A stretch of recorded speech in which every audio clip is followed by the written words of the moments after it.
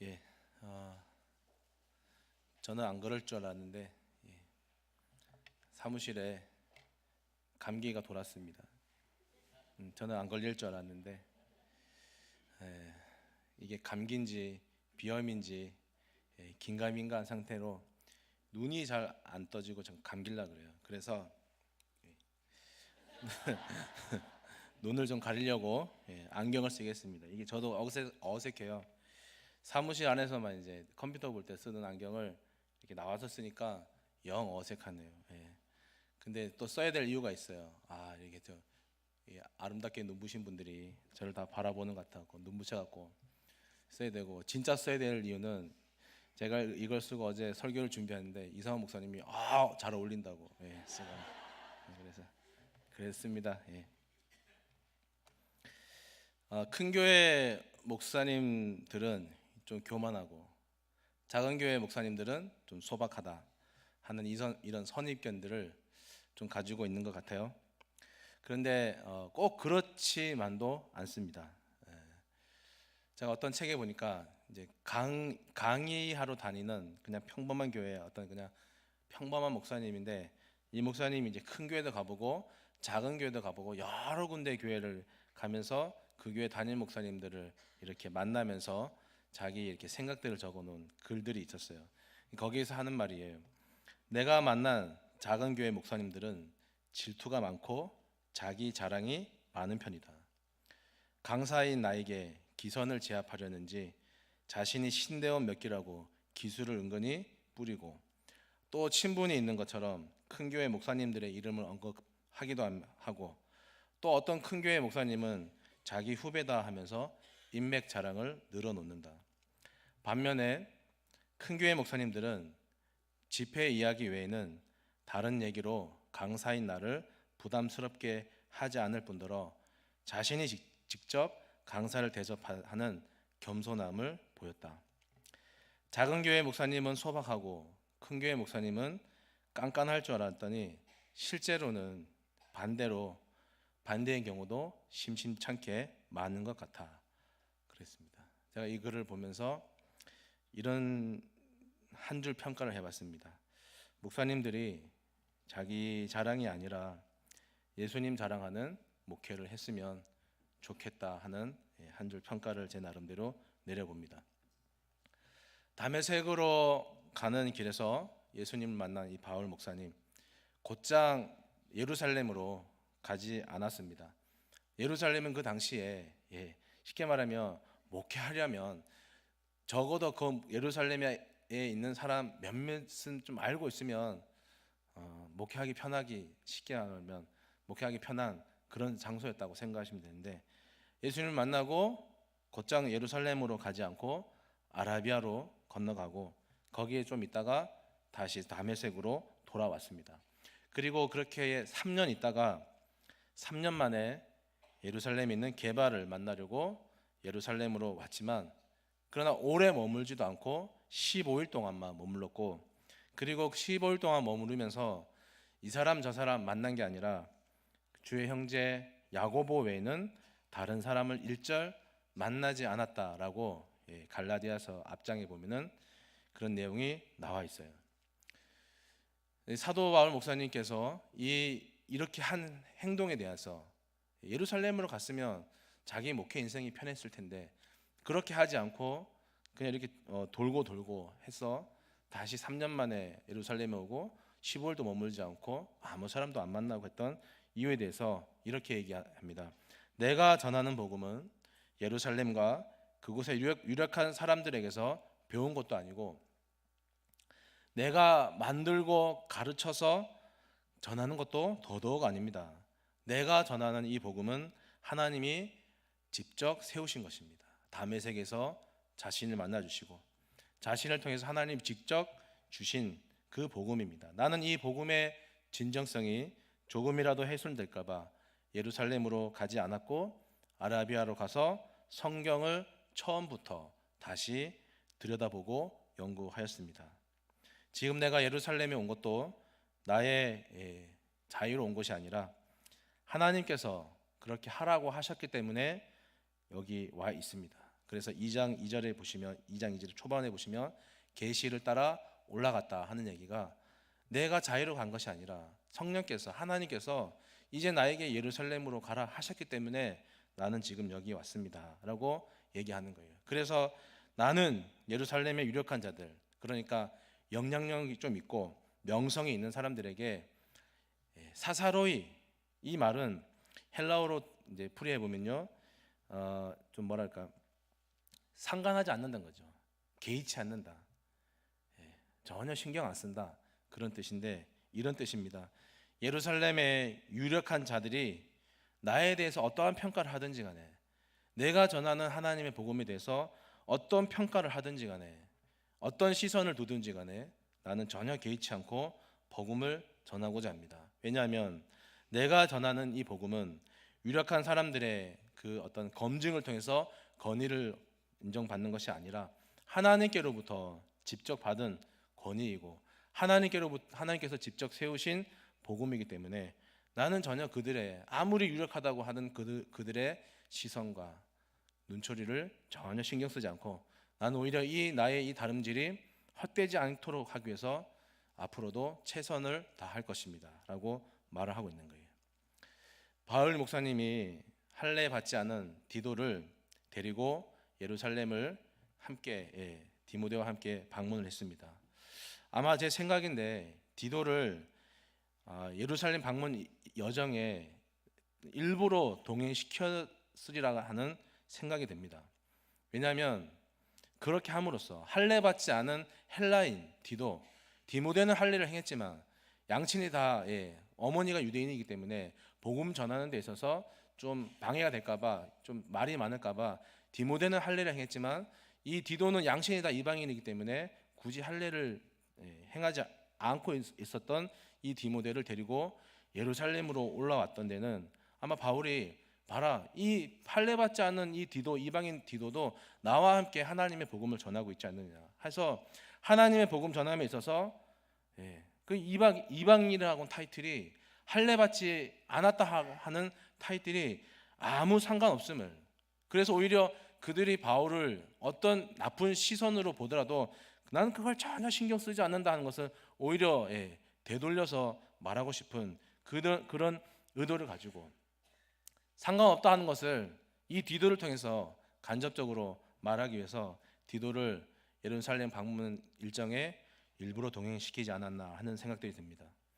바울이 계속 얘기하죠. 내가 만약에 당신들의 율법의 요구에 따를 일은 절대 없겠지만 만약에 내가 당신들의 요구에 따라서 이 디도에게 할례를 줘야 한다면은 이방인들도 구원을 받기 위해서는 할례를 받아야 한다 하는 것을 인정하는 꼴이 되는 것이고, 유대인들도 모세의 율법을 다 준수해야만 하나님의 백성으로 구원받을 수 있다 하는 그 옛날의 굴레로 다시 돌아가야 한다는 말인데 나는 절대 그러고 싶지 않습니다.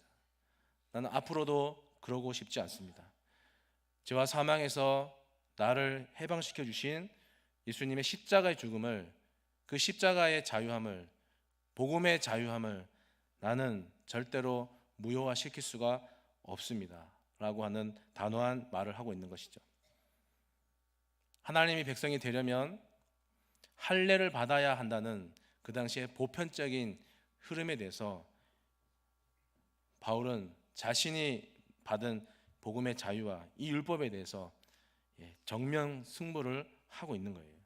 그래서 바울은 진리의 한복판에, 바울이 로마서에서 말하고 있는 아무도 우리를 그리스도의 사랑에서 끊을 수 없다 하는 그 자리에 지금 혼자 서 있는 거예요. 이제 바울은 율법으로 돌아갈 수가 없어요. 그렇다고 율법으로만 또 살 수가 없는 게 복음의 참맛을 알았기 때문에 복음 안에서 살지 않으면 안 되는, 그것이 자기를 이끌지 않으면 더 힘들어지는 복음에 미친 사람이 되었던 것입니다. 우리 믿는 사람들의, 오늘 우리를 말하는 것이죠. 우리 믿는 사람들의 어떤 형편과 처지, 특히 문제점을 성경은 잘 지적하고 있는 것 같습니다. 계시록 3장 15절에 내가 네 행위를 아노니 네가 차지도 아니하고 뜨겁지도 아니하도다. 네가 차든지 뜨겁든지 하기를 원하노라 하는 말씀이 있어요. 뜨뜻미지근한 게 우리의 문제죠. 이쪽도 아니고 저쪽도 아니고. 박쥐의 인생. 이스라엘 민족들은 출애굽 사건을 절대로 잊지 않습니다.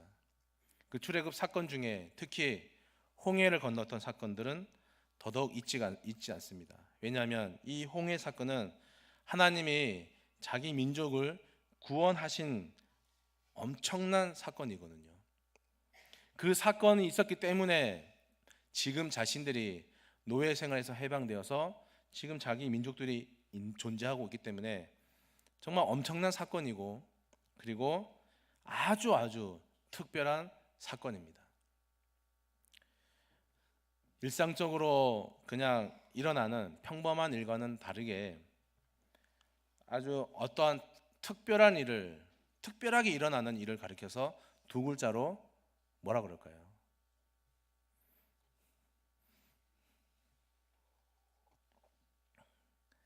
뉴스에 보면 사건 사고라 그러죠. 네, 사건 사고. 원하던 대답이 아니었나 봐요. 그냥 일상적으로 일어나는 일 말고 아주 특별하게 어떤 의미를 두고 일어나는 일, 그걸 보고 사건이라 그래요. 사건. 신앙생활하는 우리에게 누구에게나 물어봐도 다 사건들이 있죠. 그 사건은 하나님이 나에게 찾아오신 것이고, 하나님이 나를 만나 주신 것이고, 하나님이 나를 구원시켜 주신 그 일들이에요. 그 일은 그냥 평범한 일이 아니라 나의 인생을 뒤흔들어 놓았던 일이고, 예전의 나를 지금의 나로 있게끔 만들어준 아주 특별한 일, 사건입니다.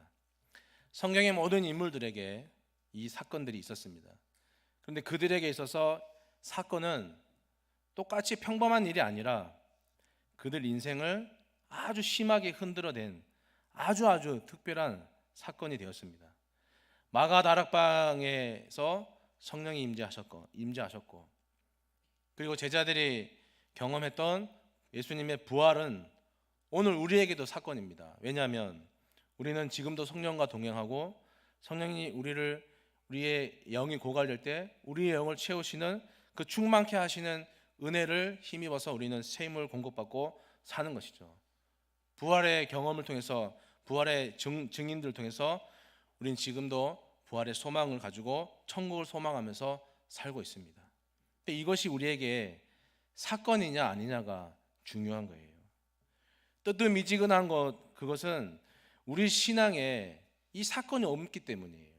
부활이 오늘 우리에게 새롭게 해석되고 있느냐, 성령이 오늘 우리 가운데 함께 하신다고 하는데 그것이 나의 어떤 생각과 지금 나의 존재를 흔들 만큼의 사건이냐, 그냥 지식이냐, 아니면 나를 잡고 흔들 만한 사건이 되고 있느냐 하는 그런 것이죠. 그것이었기 때문에 오늘 우리 신앙이 뜨뜻미지근해지고, 이것도 아니고 저것도 아니고 그런 길로 가고 있는 것입니다. 신앙은 하나님께서 우리에게 찾아오심이고, 만나 주시는 것이고, 말씀하시는 것이고, 이것이 우리에게 사건으로 다시 일어나지 않을 때 우리 신앙은 미적지근해질 수밖에 없고요, 우리의 영은 고갈될 수밖에 없고요. 그 영이 고갈되면은 우리는 다시 하나님 앞에 나오지만 하나님이 채워주시지 않으면 우리가 다시 회복될 수가 없잖아요.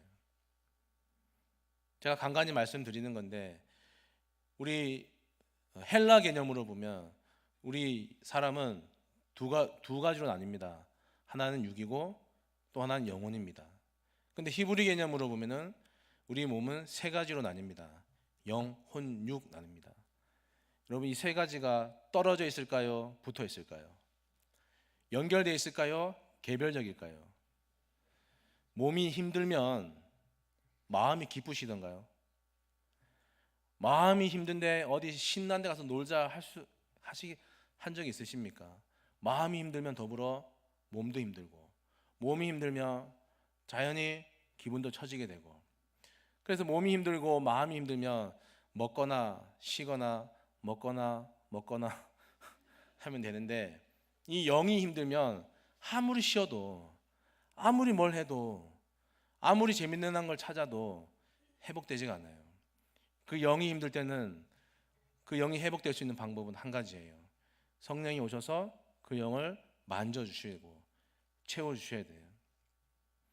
그것이 오늘 우리에게 사건이에요. 그 사건이 없기 때문에 오늘 우리 신앙이 미적지근하고 그냥 이대로 가면 좋을 것 같고 그냥 이 자리에서 여기가 좋사오니 하는 심정으로 신앙생활하면 누가 손해겠습니까? 다메섹에서의 그 사건, 바울을 만나 주셨던 예수님의 그 말씀하심, 나타나심은 바울 인생의 최대 사건이었죠. 우리가 늘 보지 않습니까? 그 사건은 바울을 박해자에서 수호자로 변화시켜 버렸어요. 예수 믿는 도를 박해하는 사람에서 자기가 박해하던 도를 자기가 오히려 지키고 수호하는 사람이 되게 만들어 버렸던 엄청난 사건이었습니다. 오늘 우리에게 복음에 감동되는 사건들이 좀 있었으면 좋겠습니다. 제가 막 축복합니다 해서 여러분에게 생기면 제가 100번이라도 축복하겠는데 성령께서 우리에게 우리 마음속에 우리가 자원하고 우리가 소망하고 갈망하는 그 심령에 그렇게 할 때 성령이 우리에게 그 사건이 우리에게 감동이 되도록 다시 한번 우리를 잡고 뒤흔들 수 있는 엄청난 사건이 되도록 우리가 먼저 하나님 앞에 나아가고 또 목말라하고 했으면 좋겠습니다. 교인이 되지 말고 우리 증인이 되었으면 좋겠습니다. 교인은 그냥 교회에 왔다 갔다 하는 사람들이지만 증인은 목숨 바치는 사람이에요. 제자들이 교인이었다가 나중에 부활하신 예수님 만나고 나서 증인 되지 않았습니까? 다 자기가 믿는 도를 위해서 다 순교한 사람들이에요. 그렇다고 뭐 나가서 어디 가서 순교하는 얘기는 아니고 그러한 정신과 마음으로 우리가 살아갔으면 하는 바람들이에요. 신명기에 있는 말씀을 하나 읽어드립니다. 여호와께서 너를 위하여 하늘의 아름다운 보고를 여시사 내 땅에 때를 따라 비를 내리시고 내 손으로 하는 모든 일에 복을 주시리니 내가 많은 민족에게 꾸어 줄지라도 너는 꾸지 아니할 것이요 여호와께서 너를 머리가 되고 꼬리가 되지 않게 하시며 위에만 있고 아래에 있지 않게 하시리니 오직 너는 내가 오늘 내게 명령하는 내 하나님 여호와의 명령을 듣고 지켜 행하며 내가 오늘 너희에게 명령하는 그 말씀을 떠나 좌로나 우로나 치우치지 아니하고 다른 신을 따라 섬기지 아니하면 이와 같으리라. 신명기 28장에 나와 있는 말씀인데 정말 사건이 있는 사람은 이 말씀을 듣고 야 정말 이렇게 했구나, 좀 이렇게 살아봐야겠구나, 정말 하나님이 그런 복을 주시는지 안 주시는지 그렇게 도전하고 살려고 결단하겠지만 사건이 없는 밋밋한 신앙은 야 옛날에 이런 얘기가 있었구나라고 그냥 생각하고 말 거예요. 속일 수가 없는 거예요. 우리가 사건이 있는 신앙으로 살아가는지 아니면 그렇지 않은지 여러분 내가 말하지 않아도요 우리 말과 우리 눈빛과 우리 자세가 다 말해줘요. 제가 한 가지 무서운 것 중에 하나가 뭐냐면 그래서 엄청 조심스럽고 엄청 감추려고 노력하곤 하는데 잘 안 될 것 같아요. 왜냐하면 그 목사님들이 어떻게 사는지, 목사님들이 평소에 말과 다르게 똑같이 사는지 안 사는지 누가 제일 잘 알까요? 여러분들이 제일 잘 알아요. 제가 그걸 알아요. 그래서 참 무서워요. 그래서 엄청 감추려고 살아가요. 자기는 몰라도 주변 사람들은 다 알죠. 감출 수가 없는 거예요. 여러분 맛집은 광고 안 해도 산속 깊이 있어도 사람들이 물어 찾아갑니다. 왜 그런지 아십니까? 맛있으니까 가는 거예요. 말씀의 맛을 알면 대한교회가 맛집이 되겠죠. 맛집에는 혼자 갑니까? 같이 갑니까? 혼자 갔다가 맛있으면 뭐 친구를 데려가든지 가족을 데려가든지 꼭 먹이죠. 이 대학 맛집에 여러분 혼자 오지 말고 나중에 좀 누구 좀 데리고 오세요. 데리고 오시라고요. 한번 와봐라. 교회 좀 가자. 진짜 좋더라. 가니까 진짜 좋더라. 좋은데, 참 좋은데, 뭐라 설명 안 되는데 참 좋은데 가보자. 여러분, 남은 2019년 남은 시간 좀 우리가 이렇게 뭔가에 미쳐서, 뭔가에 우리가 좀 예수에 미쳐서, 좀 복음에 미쳐서 바울처럼 좀 살아갔으면 좋겠습니다. 우리 한 해가 그렇게 될 수 있도록 여러분이 좀 그렇게 살아가시도록 부탁을 드립니다. 전임 사역을 이제 2000년 초반에 시작을 하면서요, 저한테 부딪히는 것이 하나 있었어요. 그게 뭐냐면 교인들이 다투는 거였어요. 그때까지는 이제 30대, 30살 아주 이제 불타는 열정을 가지고, 야, 교회는 좋은 곳이야, 교회는 아름다운 사람들 모이는 것이야, 교회는 착한 사람들만 모이는 것이야라고 생각하고 전임 사역을 시작했는데, 막 환타스틱합니다. 어떤 교회는 목사님 좀 나가라고 막 목사님 계신 사택에 똥물도 막 퍼붓고요. 판타스틱합니다. 그런 걸 보면서 좀 양보하고 좀 참으면 될 텐데 하는 마음을 가졌습니다. 좀 물과 기름이더라도 좀 섞이면 될 텐데 좀 그런 생각을 가져봤습니다. 근데 머지않아 내가 참 어리석었다 하는 생각을 가졌습니다. 왜냐하면 물과 기름은 섞일 수가 없는 거죠. 그러니까 제가 너무 교회를 이상적인 곳으로 생각하고 있었던 거예요. 교회는 좋은 사람, 착한 사람들 모이는 곳이야. 아니었어요. 그래서 한참 고민을 했습니다. 고민을 하고 제가 나름대로 가지고 새롭게 바뀐 생각이 뭐냐면, 그렇다, 물과 기름은 섞일 수가 없다. 특성상 도저히 섞일 수가 없구나. 그러나 섞일 수가 없더라도 공존은 가능하잖아요. 병에다가 물하고 기름 넣어버리면, 그냥 확 한꺼번에 넣어버리면 물은 가라앉고 기름은 뜨잖아요. 공존은 되잖아요. 공존을 할 수 있겠구나. 그 공존을 잘하는 게 실력이죠. 실력. 이빨을 드러내지 않고 발톱을 드러내지 않고 남에게 상처 주지 않고 그걸 잘 숨기고 잘 포장하고 살아가는 것도, 그것도 실력 중에 하나라고 저는 생각합니다. 예루살렘 유력자들의 그 따가운 눈초리를 전혀 개의치 않았던 이 바울 목사님, 예루살렘 사람들과 얼마든지 싸울 수 있었습니다. 그러나 싸우지 않았습니다. 오히려 부드럽게 지나갑니다. 야고보, 게바, 요한, 그리고 유력자, 당신들은 유대인에게로 가면 됩니다. 그리고 나와 바나바는 할례 받지 아니한 이방인에게로 가서 복음을 전하면 되는 거예요. 우리가 싸울 필요가 없는 거예요. 시시비비를 가리려고 논쟁할 필요가 없는 거예요. 각자의 할 일을 하면 되는 겁니다 라고 이렇게 얘기하는 거예요. 하지만 당신들이 나에게 가난한 사람들을 기억해 달라고, 가난한 사람들을 좀 도와달라고 부탁을 했는데 좋습니다. 근데 이것은 나도 오랫동안 힘써왔던 일이니까 서로 의견이 상반되지만 이럴 일들은 함께 합시다 라고 하는 내용이에요. 이게 8절에서 10절까지의 내용인 것이죠. 따로 해야 할 일이 있고 같이 해야 할 일이 있습니다. 따로 해야 할 때가 있고 같이 해야 할 때가 있는 것이에요. 물과 기름이 섞일 수는 없지만 한 통 속에 그냥 해갖고 확 넣어버리면, 말씀드린 것처럼 하나는 가라앉고 하나는 뜨고, 그런 식으로 섞이진 않지만 한 장소에서 공존이 가능한 것처럼 교회는 개인이 존중되는 동시에 공동체에 개인이 흡수되는, 그래서 공존을 위해서 그래 하나님의 일을 감당할 수 있는 그런 것이 되어야 됩니다. 개인에 전혀 배려하지 않고 공동체를 위해서 희생만 강요하다 보면은 그런 것은 언젠가는 탈이 나기 마련입니다. 희생을 강요하기보다는 개인이 존중받고 그 존중받은 개인이 자발적으로 공동체 사역에 헌신할 수 있는 그런, 따로 해야 할 때와 같이 해야 할 때를 잘 구분할 수 있는 우리 교회가 되었으면 좋겠고, 우리 각자들이 되었으면 좋겠습니다.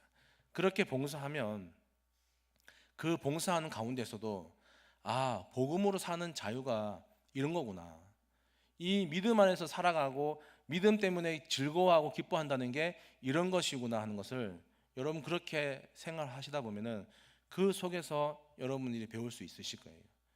자유가 멀리 있지 않습니다. 자유가 저 구름 너머 있는 것이 아니에요. 오늘 우리가 교회 안에서 개인을 존중하고 그 존중받은 개인이 자발적으로 공동체 사역에 헌신할 수 있도록 그 분위기만 만들어준다 하면은 그 속에서, 그 일하는 속에서 우리는 그리스도 때문에 누리는 자유가 무엇인지, 이 갈라디아서가 말하고 있는 가장 중심된 주제, 자유가 무엇인지 우리는 알 수 있는 거예요.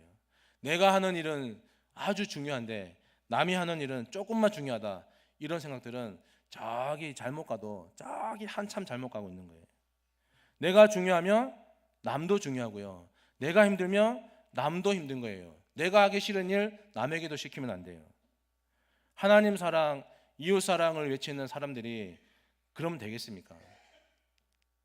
타인을 고려하지 않는 모든 것들은 예수님께서 말씀하신 말씀에 입대해 보면은 다 가짜예요. 자기만 중요하고 자기만 알고 남은 절대 생각 안 하는 그런 모든 교회 안의 사역들은요, 그냥 탈만 교회라고 하는 바가지를 뒤집었었지 전부 다 가짜예요. 내가 중요하면 남도 중요하잖아요. 하나님 사랑, 이웃 사랑 아닙니까? 이렇게 따로 해야 할 때 따로 해야 할 일, 같이 해야 할 때 같이 해야 할 일을 이런 상관관계를 통해서 공통 분모를 많이 만들어 나가는 교회가, 그러한 성도들이 건강하고 재미있게 일을 할 수가 있는 거예요. 살아온 환경이 다 다른 사람들이 한 교회 안에 있다고 해서 물과 기름 섞이듯이 섞여야 됩니다. 그런 일들은 일어날 수도 없고 해서도 안 됩니다. 그렇게 억지로 한다고 해서 되는 것도 아니고 억지로 하다 보면 탈락의 마련입니다. 바울이 그 이치를 잘 알고 있었어요. 3절 말씀에 같이 한번 3절 말씀을 읽어봅니다. 그러나 나와 함께 있는 헬라인 디도까지도 억지로 할례를 받게 하지 아니하였다 라고 말씀하고 있는데, 생각해 보십시오. 바울에게서 배운 디도, 복음의 자유를 알고 그걸 그 밑에서 배운 디도, 그 사람이 억지로 할례 받고 싶어 했을까요? 바울이 주려고 해도 디도 스스로 거절했을 것 같아요. 교회 공동체는 같은 생각을 해야 됩니다. 같은 목적을 위해서 걸어가야 합니다. 그러나 그것은 개인이 존중되는 상황에서 가능한 일이지, 개인이 무시되면 언젠가는 탈이 생기기 마련입니다. 싫으면 안 하면 됩니다. 싫으면 다음에 하면 됩니다. 싫으면 다음에 마음이 생길 때 하면 됩니다. 억지로 할 것이 아니라 자원하는 마음으로 해야 즐겁고 재밌게. 억지로 하면 오래 못합니다. 억지로 하는 것은 자유가 아니지요. 모든 것을 자율로 하는 그 자유로운 교회가 건강한 교회고, 복음의 자유가 무엇인지 아는 교회고, 그렇게 살아갈 때 자유가 무엇이지? 라고 궁금할 것이 아니라 그렇게 살고 그렇게 봉사하다 보면은 그 속에서 바울이 느꼈던 자유가 이런 것이 아닐까? 복음의 자유가 주는 이 즐거움이라는 게 이런 것이 아닐까라고 우리는 알 수 있을 것입니다. 그래서 저는 개인적으로 부서 일을 맡고 부서 일을 부서원들과 함께 할 때, 어떤 일을 나누고 하십시오 할 때 저는 책임과 권한을 전부 다 줍니다. 될 수 있으면 제 눈치 안 보고 소신 있게 하라고 하는 의미에서 결정해서 얘기할 때까지 중간에 간섭하지 않습니다. 물론 결과에 대해서 평가할 수도 있겠지만, 될 수 있으면, 그거보다 될 수 있으면 그 일의 과정에서부터 책임감을 가지고 그 맡은 분이 스스로 자유스럽고 재미있는 분위기에서 일할 수 있도록 배려하려고 합니다. 그 과정을 통해서 그 일을 하는 분이 성장하길 바라고, 또 성숙해지기를 바라고, 교회 일은 이렇게 하면 되는구나 하고 누가 가르쳐서 되는 게 아니라 본인 스스로가 깨쳐서 본인 스스로가 거기에 헌신할 수 있도록, 그렇게 저는 이제까지 사역을 해왔습니다. 오해하시는 분들이 아마 있을 거예요. 강 목사님, 제가 많이 듣지는 않았는데 간혹가다 들은 말이 뭐냐면, 강 목사님은 성격이 까칠하다 그랬는데 저 엄청 부드러워요. 제가 까칠하게 대하는 이유는 딱 하나예요. 어린 집에서 자녀가, 제가 나이는 어리지만 그러나 그 영적인 차원에서 지도하는 목사의 입장에서 같이 양육하는 자녀가 어리광을 부리면 계속 받아줘야 될까요? 계속 받아줘야 될까요? 한 번은 혼을 내야 되지 않겠습니까? 이건 아니다라고 한 번은 잘라 호되게 얘기해야 되지 않겠습니까? 그런 거예요. 중심은 여러분하고 가깝게 지내고 싶어요. 여러분하고 친하게 지내고 싶어요. 그러나 어리광이 계속되면 안 되기 때문에 거기서 자르는 거예요. 그래서 틱틱거리고 그러는 것이지, 심성 참 착해요. 사람은 자유를 주면 자기 마음대로 할 것 같지만 실제로 그렇지 않습니다. 자유를 방종의 기회로 사용하는 사람이 아닌 한에는 사람들은 자기를 인정해주는 것에 고마움을 가지고 더 잘하려고 하는 것이고, 못했던 사람도 더 잘할 수 있는 거예요. 책임 있는 자유가 얼마나 좋은 건지 그 일하면서 따로 그러면서 같이 그 일을 하면서 알기 때문이에요. 그래서 바울도 갈라디아서 5장에 이렇게 얘기합니다. 그리스도께서 우리를 자유롭게 하려고 자유를 주셨으니 그러므로 굳건하게 서서 다시는 종의 멍에를 매지 말아라, 그렇게 권고하고 있는 겁니다. 여러분, 기왕 하는 신앙생활 재미있게 즐겁게 하셨으면 좋겠어요. 서로의 차이를 배려하고 그러면서 공동체가 해야 할 일에는 내가 기꺼이 좀 함께 협력해야겠다는 그런 정말 자유함을 실천하는 교인들이 되었으면 좋겠습니다. 14년 후에 바울이 예루살렘을 방문했습니다. 이 14년이라고 하는 시간이 바울이 다메섹에서 회심하고의 14년인지, 아니면 예루살렘 첫 번째 방문 후에 3년 만에 이렇게 예루살렘에 다시 방문했다 그러니까 17년이죠. 17년 만에 예루살렘을 방문했는지 어떤 것인지는 잘 모릅니다. 그러나 14년 또는 17년, 그 오랜 세월 동안 중요한 것은 바울이 이 진리 안에서 자유하며 살았다 하는 것입니다. 복음 안에서 어떠한 일을 겪더라도 나는 부끄러워하지 않겠습니다. 이 부끄러움을 당하지 않고 늘 그렇게 했듯이 지금도 큰 용기를 가지고 살든지 죽든지 나의 생활을 통틀어서 그리스도의 영광을 드러내며 살려고 합니다. 이런 말씀을 하는 거예요. 우리가 잘 아는 말씀이죠. 나의 간절한 기대와 소망을 따라 아무 일에든지 부끄러워하지 아니하고 지금도 전과 같이 온전히 담대하여 살든지 죽든지 내 몸에서 그리스도가 존귀하게 되게 하려 하노라. 이 말씀을 고백하고 있는 거예요. 우리의 모습, 1년 후의 모습, 바울처럼 이 14년 후에 우리의 모습은 어떨까요? 세월이 흘러도, 시간이 아무리 많이 흘러도 우리의 다름질이 헛되지 않기를 간절히 바랍니다. 하나님 아버지, 바울처럼 저희들